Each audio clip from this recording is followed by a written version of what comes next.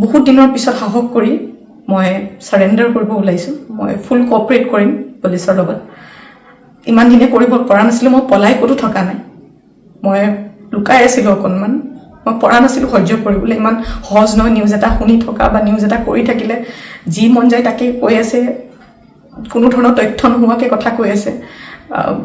মই ভাবিছিলোঁ ইমানখিনি কেতিয়াও নিউজ মিডিয়াই নকৰে ইমান তথ্য নথকাকৈ ইমান নিউজ নবজায়